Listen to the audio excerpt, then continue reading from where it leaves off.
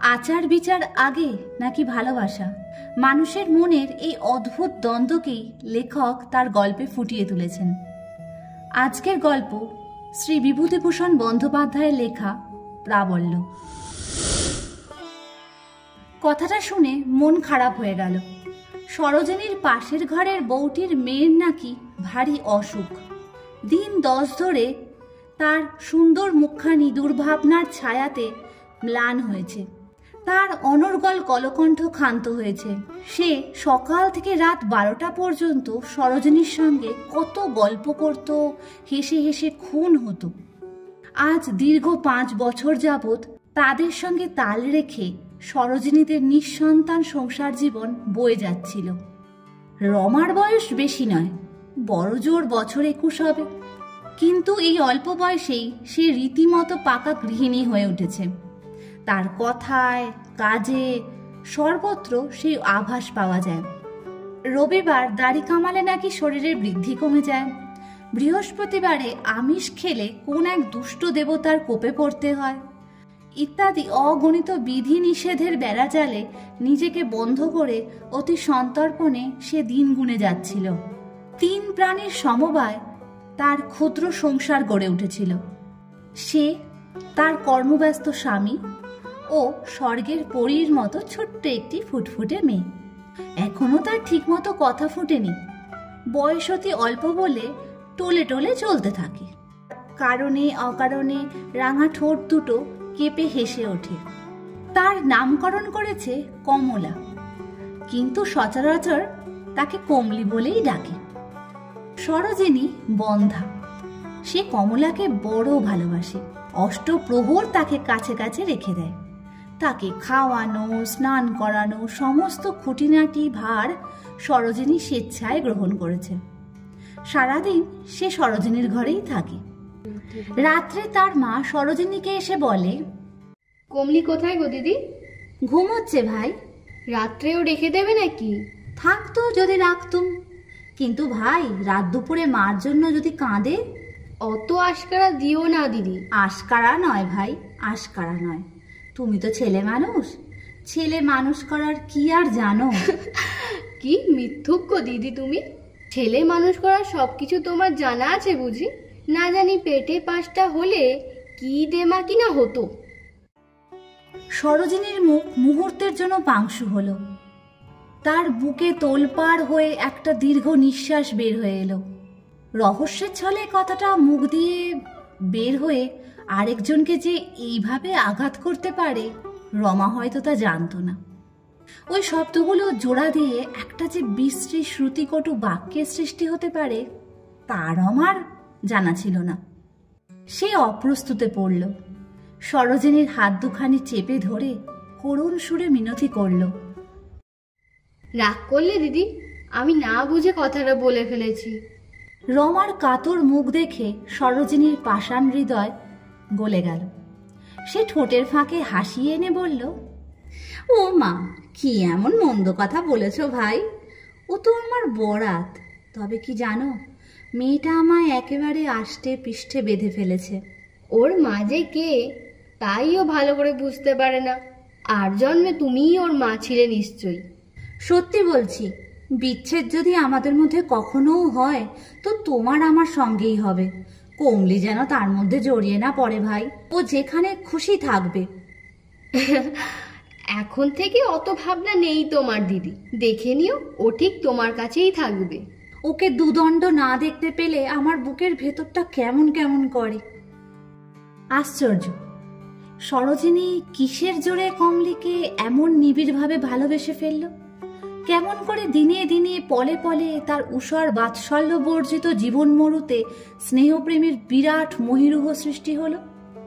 কেমন করে তার নিষ্ফল হৃদয় নিঃস্বার্থভাবে শতপ্রণোদিত হয়ে একজন অচেনাকে 2 হাত দিয়ে আঁকড়ে ধরল? সত্যি কথা বলতে কি, সরোজিনী কমলিকে তার মায়ের চেয়ে বেশি ভালোবাসত বলেই মনে হতো। একদিন সরোজিনী কমলিকে কোলে শুয়ে দুধ খাওয়াচ্ছিল।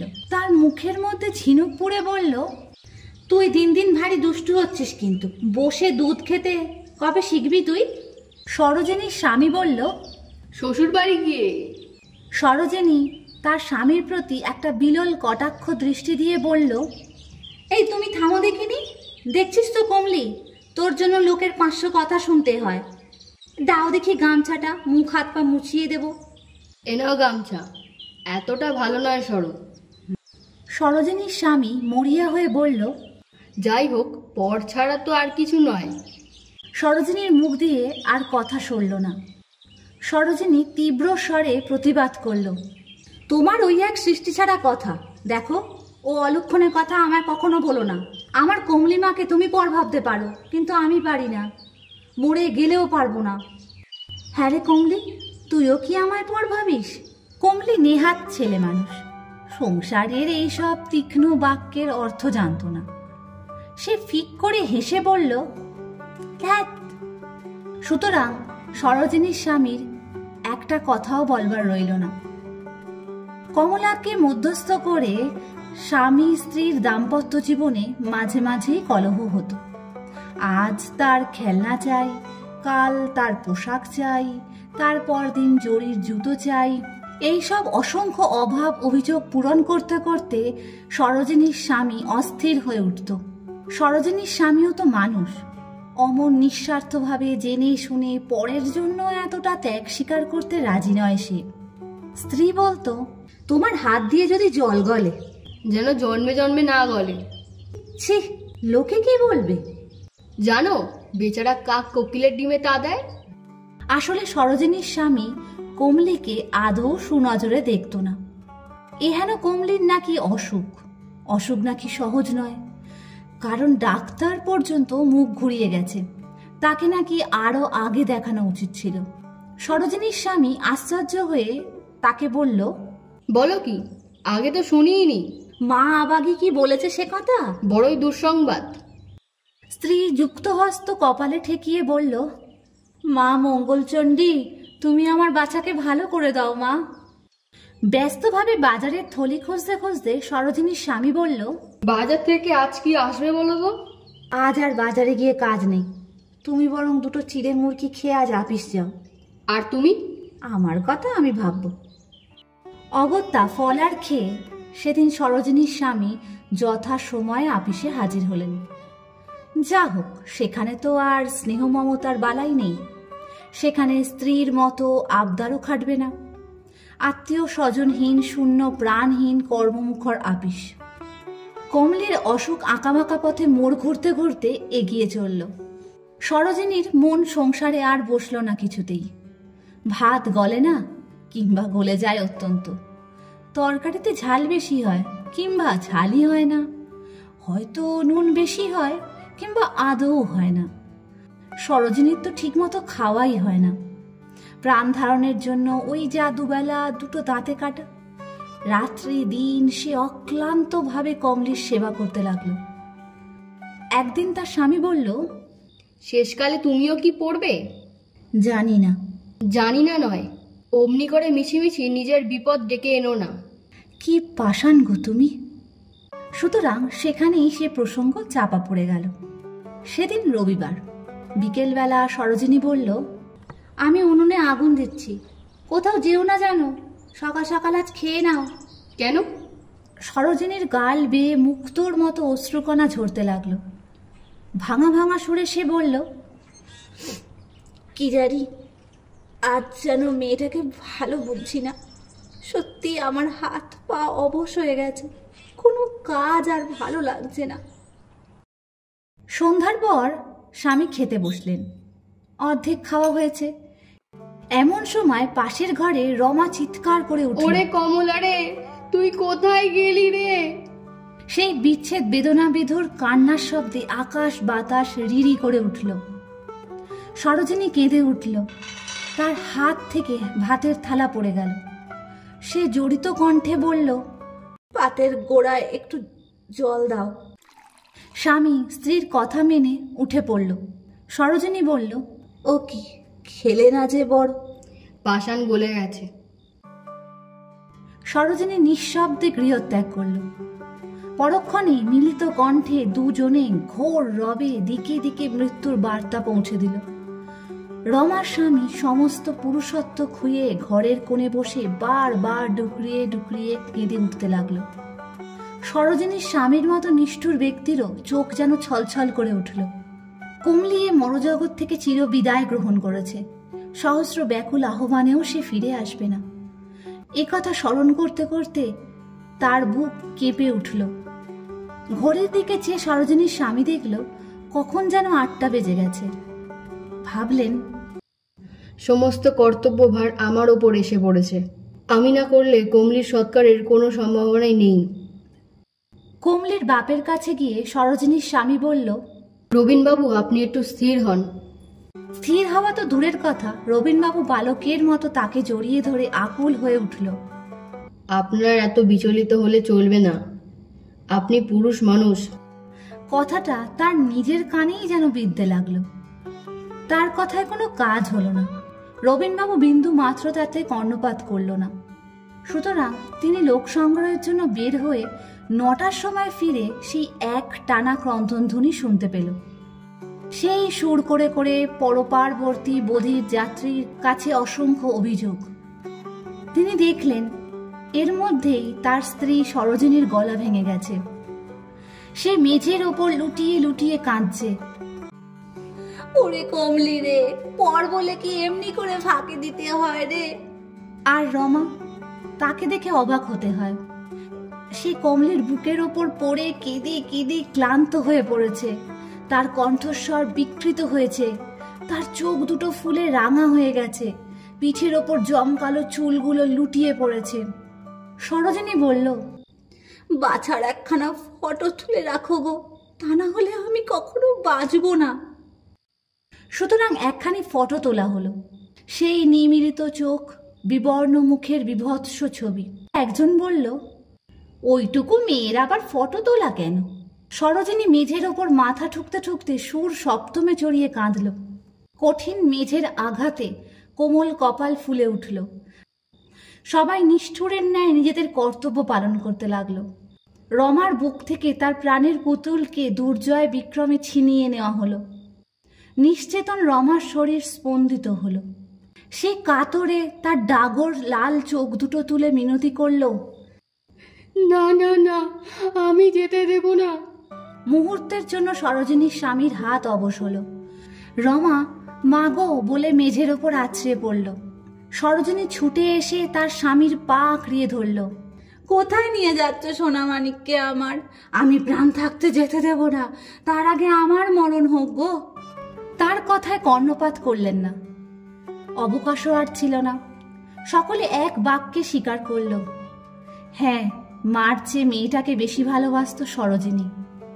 আঘাতটা নাকি তাকেই বেশি করে হানা দিয়েছে। 7 দিন 7 রাত্রি ধরে সরোজিনী এক টানা সুরে শোক করে চলল। মুখে তার খাদ্য রুচল না, রাত্রে ঘুমের ব্যাঘাত হলো, মধ্যাহ্নে সাংসারিক কাজে অবহেলা করে মাঝে মাঝে চিৎকার করতে লাগলো। সেই ফটোখানি বুকে চেপে কমলিকে কত রূপে কত ছলে ধরাতলে আবার ফিরে আসবার জন্য অনুরোধ করতে লাগলো। তার ক্লান্তিহীন শোকের গভীরতা দেখে তার স্বামীর ভাবনা হলো। একদিন তিনি বললেন, সরো, তুমি একটা কথা শোনো। কি কথা? নিজেকে তোমায় বাঁচতে হবে। বলো, এমনি করে খাওয়া দাওয়া ত্যাগ করলে কি কমলি ফিরে আসবে না আসতে পারে? সরোজিনী অসহায়ের মতো হতাশ সুরে বিষণ্ণভাবে বলল, সত্যি আর সে আসবে না? পাগল, কখনো কি কেউ এসেছে? তুমি জেনে শুনে ছেলে মানুষের মতো কাজ করছো। লক্ষ্মীটি, আমার কথা শোনো, দুটি খেয়ে নাও, কথার অবাধ্য হয়েও না। কত সাধ্য সাধনা করলো। আশেপাশের কয়েকজন প্রতিবেশী এসে অজস্র সান্ত্বনা দিতে লাগলো। তখন সরোজিনী বহু কষ্টে জীবন ধারণের জন্যই যা দুটো অন্ন মুখে দিল। এই ঘটনার মাস 3 পর একদিন আপিস থেকে ফিরে সরোজিনীর স্বামী তার দিকে চেয়ে অবাক হয়ে গেল। তার মুখ দুর্ভাবনায় শুকিয়ে এইটুকু হয়ে গেছে। হাত মুখ ধুয়ে বসতে বলল, একটা কথা বলি শোনো, হেসে উড়িয়ে দিও না যেন আবার। কি কথা শুনি? আর একটা বাড়ি দেখো তুমি। এ বাড়িতে আর এক দণ্ডও থাকতে পারবো না গো, সত্যি বলছি। কথাটা তার স্বামীর হৃদয়ের অন্তঃস্থলে প্রবেশ করলো। বাড়ি বদল সহজ ব্যাপার নয় কোনো মতেই। 5 বছর নির্বিঘ্নে অনড় অবস্থায় এইখানে রমাদের কাছে দুটো পরিবার স্নেহবন্ধনে দিন যাপন করছিল। আজ হঠাৎ সেই সুগঠিত পরিপাটি বাসা ভাঙবার আদেশ হলো। দুর্বাসার অভিশাপ বোধ হয় এই আদেশের সঙ্গে তুলনীয় হয় না। বিচলিত চিত্তে তার স্বামী বলল, অপরাধ? স্ত্রী তখন বিশদভাবে অপরাধ ব্যাখ্যা করল। সে এক অভিনব অপরাধ। কেন জানি না রমা কমলির ব্যবহৃত বিছানাগুলো সংগ্রহ করে রেখেছে। সেই বিছানার ওপর শুয়ে কমলি নাকি নিশ্চিন্ত আরামে দেহত্যাগ করেছিল। সরোজিনী তাকে সচক্ষে দেখেছে, এমনকি ফটোতে পর্যন্ত তার ছবি উঠেছে। রমা সেই বিছানাগুলো প্রতিদিন নেড়ে চেড়ে কারণে অকারণে কাঁদতে থাকে। সেগুলোকে সযত্নে পবিত্রভাবে বাক্সের মধ্যে তুলে রেখেছে।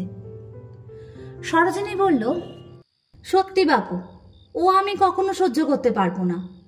ছিষ্টি রিরি করছে, একটু বাজ বিচার নেই? আমার ঠাকুর রয়েছে, দেবতা রয়েছে, তোমার দুটো পায়ে পড়ি, আজই তুমি বাড়ি ঠিক করে এসো।